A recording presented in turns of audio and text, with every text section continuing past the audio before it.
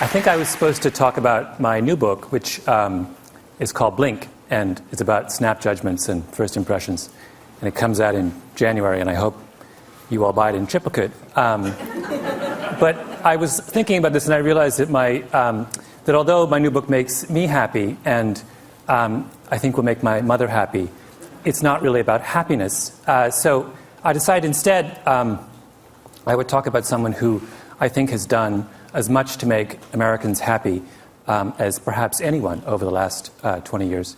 A man who is a great personal hero of mine, someone by the name of Howard Moskowitz, who is most famous for reinventing spaghetti sauce. Howard's about this high, and he's round, and he's in his 60s, and he has big, huge glasses and thinning gray hair, and he has a kind of wonderful exuberance and vitality, and he has a parrot, and he loves the opera, and he's a great aficionado of medieval history. And he, by profession, he's a psychophysicist. Now, I should tell you that I have no idea what psychophysics is, although at some point in my life I dated a girl for 2 years who was getting her doctorate in psychophysics, which should tell you something about that relationship. But Howard, as far as I know, psychophysics is about measuring things, and Howard is very interested in measuring things. And he graduated with his doctorate from Harvard, and he set up a little consulting shop in White Plains, New York. And one of his first clients was, this is many years ago, back in the early 70s, one of his first clients was Pepsi. And Pepsi came to Howard and they said, you know, there's this new thing called aspartame, and we would like to make Diet Pepsi. And we'd like you to figure out how much aspartame we should put in each can of Diet Pepsi in order to have the perfect drink. Right? Now that sounds like an incredibly straightforward question to answer. And that's what Howard thought. Because Pepsi told him, look, we're working with a band between 8 and 12%. Anything below 8% sweetness is not sweet enough. Anything above 12% sweetness is too sweet. We want to know what's the sweet spot between 8 and 12. Now, if I gave you this problem to do, you would all say, it's very simple. What we do is you make up a big experimental batch of Pepsi at every degree of sweetness, 8%, 8.1, 8.2, 8.3, all the way up to 12. And we try this out with thousands of people, and we plot the results on a curve, and we take the most popular concentration, right? Really simple. Howard does the experiment, and he gets the data back, and he plots it on a curve, and all of a sudden he realizes it's not a nice bell curve. In fact, the data doesn't make any sense. It's a mess. It's all over the place. Right?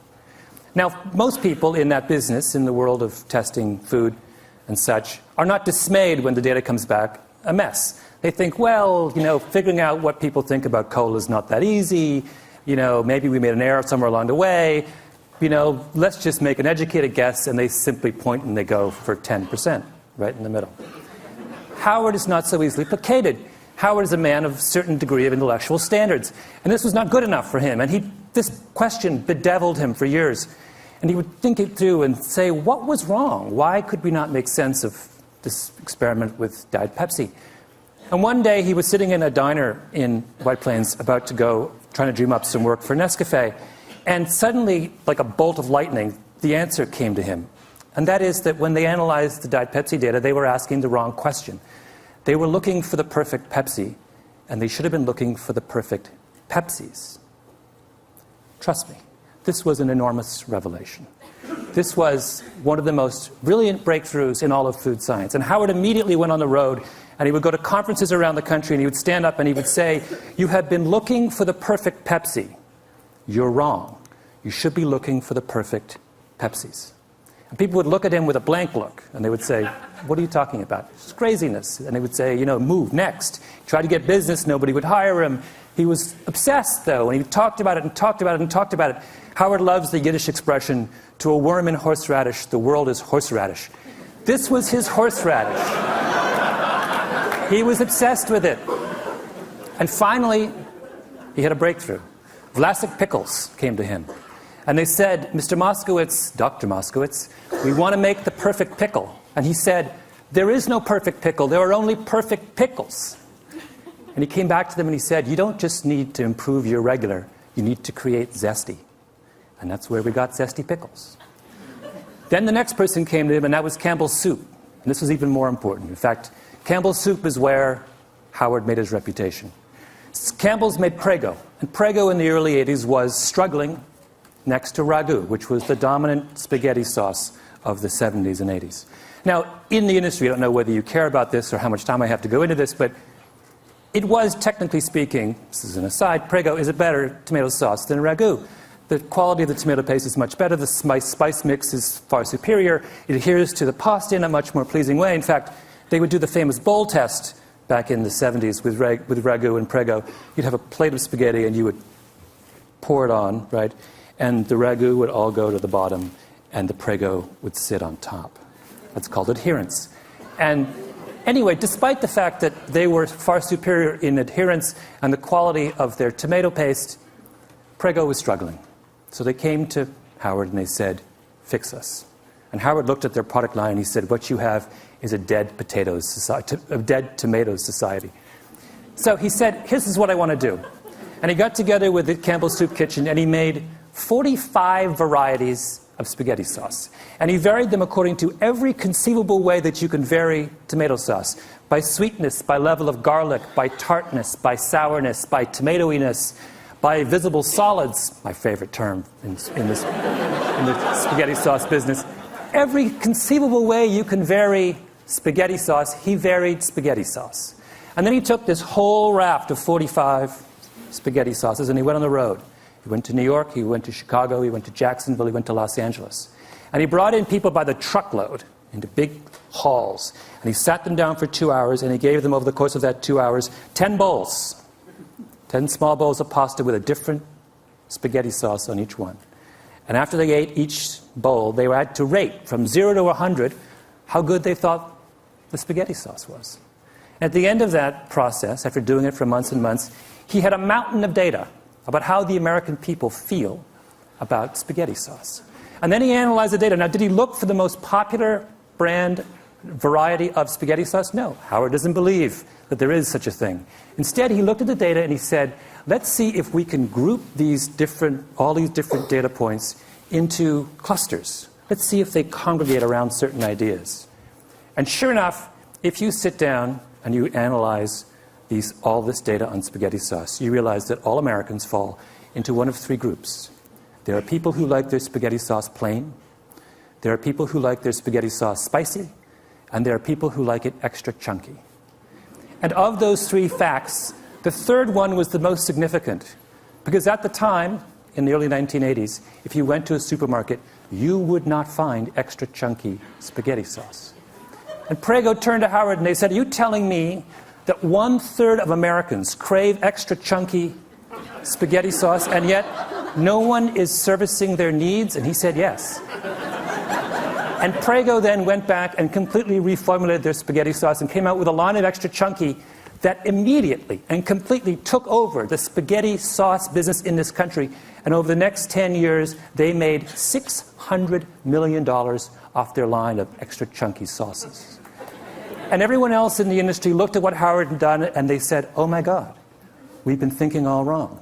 And that's when you started to get 7 different kinds of vinegar and 14 different kinds of mustard and 71 different kinds of olive oil and then eventually even ragu hired Howard. And Howard did the exact same thing for ragu that he did for Prego. And today, if you go to the supermarket, a really good one, and you look at how many ragus there are, do you know how many there are? 36. In 6 varieties. Cheese, light, robusto, rich and hearty, old world traditional,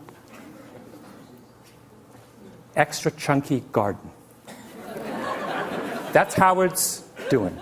That is Howard's gift to the American people. Now, why is that important? It is, in fact, enormously important. And I'll explain to you why. Because what Howard did is he fundamentally changed the way the food industry thinks about making you happy. Assumption number 1 in the food industry used to be that the way to find out what people want to eat, what will make people happy, is to ask them. And for years and years and years and years, Ragu and Prego would have focus groups.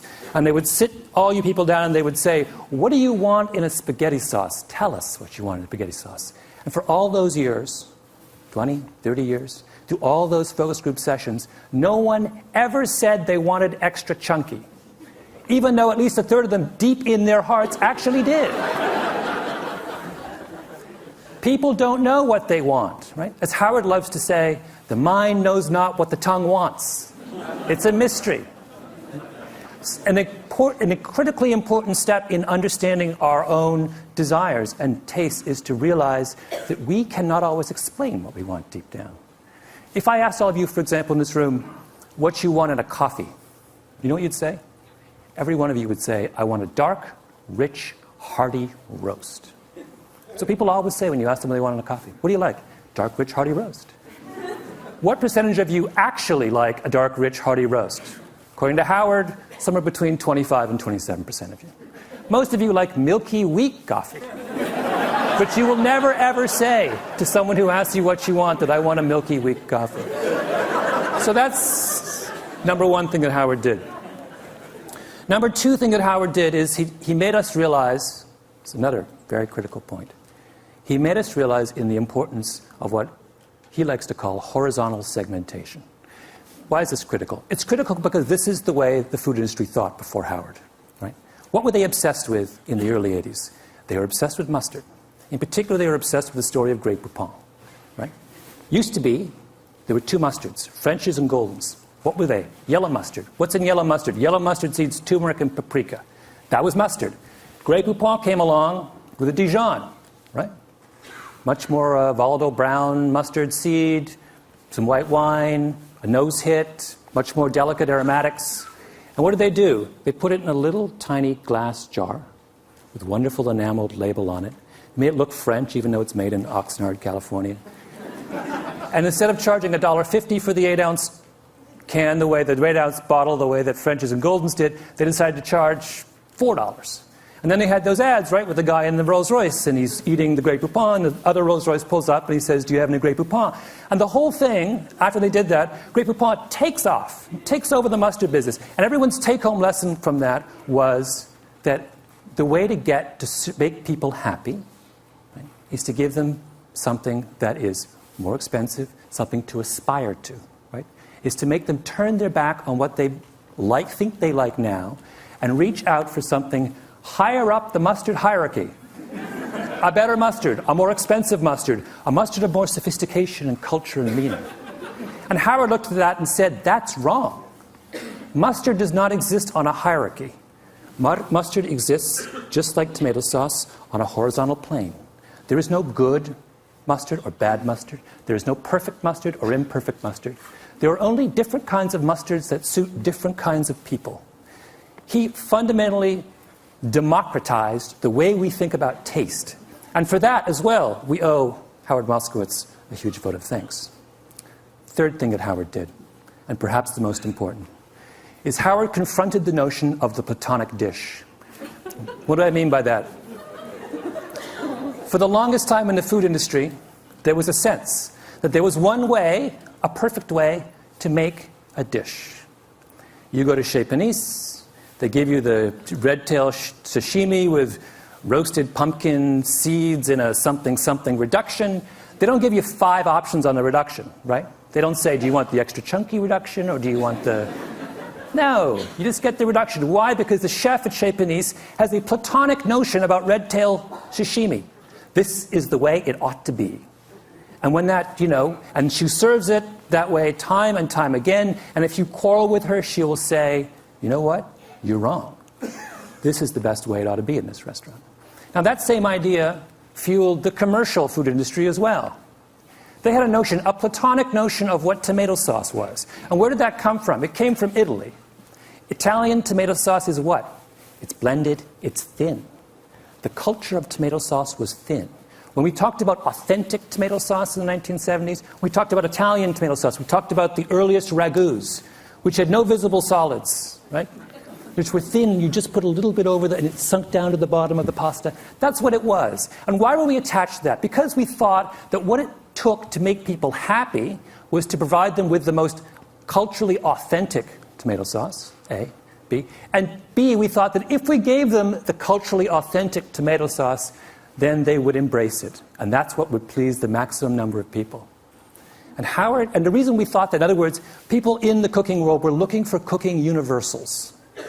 They were looking for one way to treat all of us. And it's good reason for them to be obsessed with the idea of universals, because all of science through the 19th century and much of the 20th was obsessed with universals.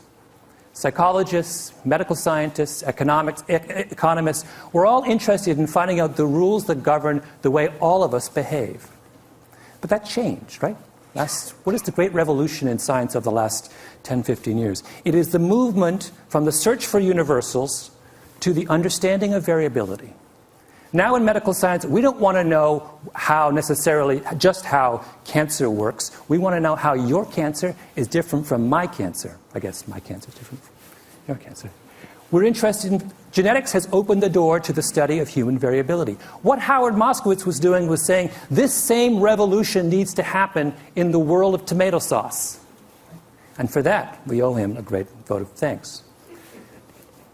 I'll give you one last illustration of variability. And that is, Howard not only believed that, but he took it a second step, which was to say that when we pursue universal principles in food, we aren't just making an error, we are actually doing ourselves a massive disservice. And the example he used was coffee. And coffee is something he did a lot of work with Nescafé. If I were to ask all of you to try and come up with a brand of coffee, a type of coffee, a brew, that made all of you happy, and then I ask you to rate that coffee, the average score in this room for coffee would be about 60 on a scale of 0 to 100. If, however, you allowed me to break you into coffee clusters, maybe 3 or 4 coffee clusters, and I could make coffee just for for each of those individual clusters, your scores would go from 60 to 75 or 78. The difference between coffee at 60 and coffee at 78 is a difference between coffee that makes you wince and coffee that makes you deliriously happy.